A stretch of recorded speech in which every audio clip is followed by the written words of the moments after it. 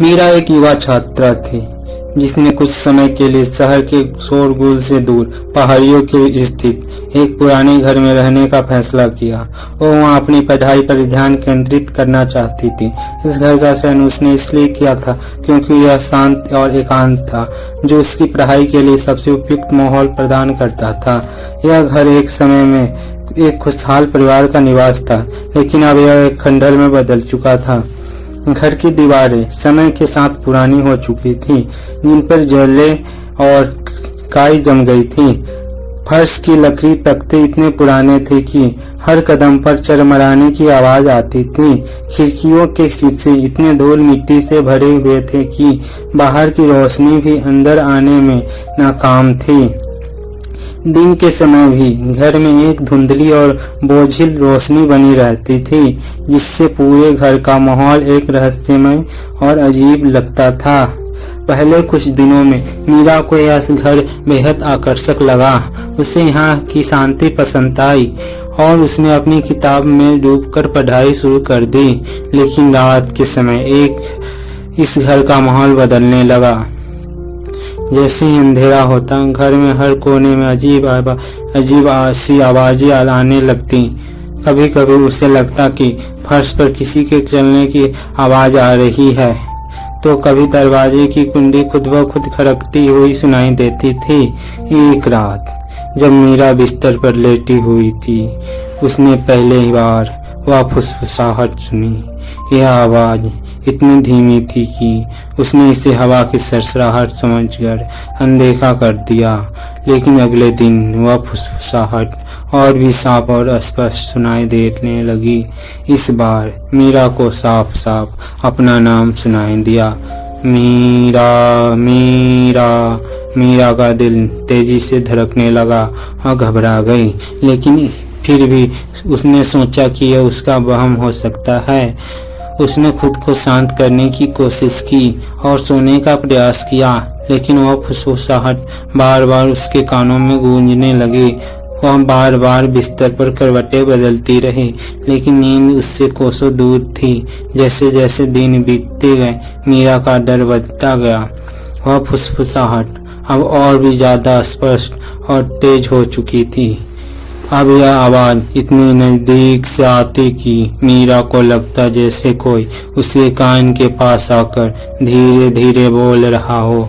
हर रात वह आवाज से डर जाती और उसका मन करता कि वह तुरंत इस घर को छोड़कर भाग जाए, लेकिन उसकी पढ़ाई और उसके भीतर का तर्कसंगत मन उसे रोकता रहता।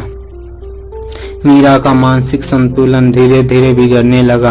वह दिन में भी उस आवाज के बारे में सोचती रहती और रात का इंतजार उसे और भी बेचैन कर देता। उसके दोस्तों और परिवार के लोग उसकी बातों को हल्के में लेते। उन्हें लगता कि यह उसकी मानसिक थकावट का परिणाम है, लेकिन मीरा जानती थी कि कुछ तो ऐसा है जो उसे परेशान कर रहा है, कुछ ऐसा जो इस घर में छिपा हुआ है और उसे डराने की कोशिश कर रहा है। एक रात मीरा का बिस्तर पर लेटी हुई थी और उसे नींद नहीं आ रही थी। उसने देखा कि कमरे की दीवारों पर अजीब अजीब सी परछाई बनने लगी। उसने सोचा कि यह उसकी आंखों का धोखा हो सकता है, लेकिन जब उसने ध्यान से देखा तो वह परछाई मानो जीवित हो उठी। एक परछाई धीरे धीरे आकार लेने लगी और कुछ ही देर में वह एक चेहरा बन गई। यह चेहरा डरावना था, जिसकी आंखें गहरी और काली थी और उसके होंठ पर एक भयानक मुस्कान थी। वह चेहरा मीरा की तरफ घूम रहा था, जैसे वह उसे निगल रहा हो। मीरा का पूरा शरीर ठंड से कांपने लगा। उसने लैंप जलाया और पूरी ताकत से कमरे से रोशनी फैलाई, लेकिन वह परछाई तब भी वहां थी। उसकी शक्लें बदलती जा रही थी और वे और भी ज्यादा खौफनाक होती जा रही थी। मीरा ने अपने को शांत करने की कोशिश की, लेकिन उसका दिल तेजी से धड़कने लगा था। उसका डर अब हद से ज्यादा बढ़ चुका था। एक रात मीरा को ऐसा लगा जैसे वह फुसफुसाहट उसकी खोपड़ी के अंदर गूंज रही हो।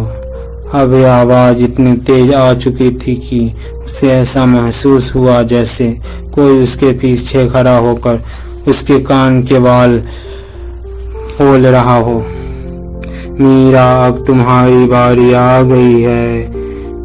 यह इस भयानक आवाज से डर गई। उसे तुरंत उठकर लैंप जलाया, लेकिन जैसे ही उसने लैंप जलाने के स्विच दबाया, उस कमरे में सारी लाइटें एक साथ बंद हो गई।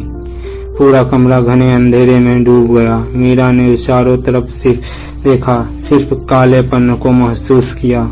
मीरा को ऐसा महसूस हुआ जैसे उसकी पूरी दुनिया अचानक से गायब हो गई हो। उसके चारों ओर बस अंधेरा ही अंधेरा था। अचानक उसने अपने कंधे पर एक हाथ महसूस किया। इस हाथ इतना ठंडा था मानो किसी मरे हुए इंसान का हो। यह हाथ धीरे धीरे उसकी ओर बढ़ा और उसने उसे कसकर पकड़ लिया।